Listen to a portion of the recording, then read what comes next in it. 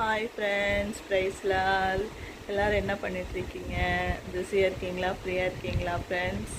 சாப்பிட்டீங்களா ஃப்ரெண்ட்ஸ்? இன்றைக்கி ஒரு குட்டியாக சாங் பாடுறேன். அந்த சாங் வந்து நான் பாடன்னா எனக்கு ஞாபகம் இல்லை, இருந்தாலும் டக்குன்னு தோணுச்சு இதை பாடணும்னு சொல்லிட்டு பாடுறேன். ஒரு வேளை பாடி இருந்தாலும் பரவாயில்ல, இன்னொரு வாட்டி பாடுறேன், கேளுங்க ஃப்ரெண்ட்ஸ். சரிங்களா? எனக்கு நிஜமாக ஞாபகம் இல்லை. சரி, எல்லாமே பார்க்கலாம், இதை பாடியிருக்கேனா அப்படின்னு சொல்லிட்டு செக் பண்ணுறதுக்கும் டைம் இல்லை. ஸோ நான் பாடுறேன், வாங்க ஃப்ரெண்ட்ஸ்.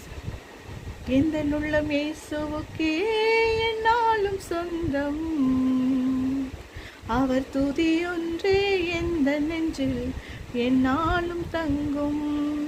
எந்த உள்ளம் இயேசுவுக்கே என்னாலும் சொந்தம், அவர் துதி ஒன்றே எந்த நெஞ்சில் என்னாலும் தங்கும். ஆமென். ஆமாம் ஃப்ரெண்ட்ஸ், ஏன்னா எதனால் இந்த சாங் வந்து பாடணும்னு நினச்சேன்னா, இப்போது நான் வெளில போயிட்டு வந்தேன். போகும்போது வரும்போது ட்ராவலிங்கில் கூட பார்த்தீங்கன்னா எப்படியாச்சும் ஒரு வசனம் தெரியுது. அப்படியே இல்லைனாலும் திடீர்னு வானத்தை அண்ணாந்து பார்க்கும்போது அவர் தான் எனக்கு ஞாபகம் வராரு ஃப்ரெண்ட்ஸ்.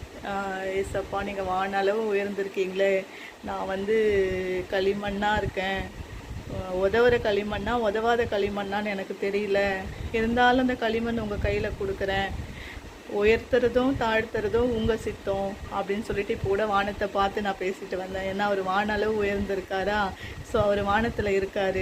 பூமி அவருடைய பாதப்படியும் வானம் அவருடைய சிங்காசனமாக இருக்கிறதுனால அப்படியே அண்ணாந்து பார்த்துட்டே பேசிட்டு வந்தேன்னா, ஸோ அதனால தான் சாங் வந்து எனக்கு ஞாபகம் வந்துச்சு. ஏன்னா அவருடைய நினைவுகள் எல்லாம் எப்பவுமே என்னுடைய நெஞ்சில் தங்கும் அப்படின்னு சொல்கிறதுக்காக இந்த பாட்டை வந்து நான் பாடணும்னு நினச்சேன் ஃப்ரெண்ட்ஸ். இது எத்தனை பேருக்கு பிடிச்சிருக்குன்னு தெரியல, பிடிக்கும்னு தெரியல, ஆனால் எனக்கு பிடிச்சிருக்கு ஃப்ரெண்ட்ஸ். பாய்.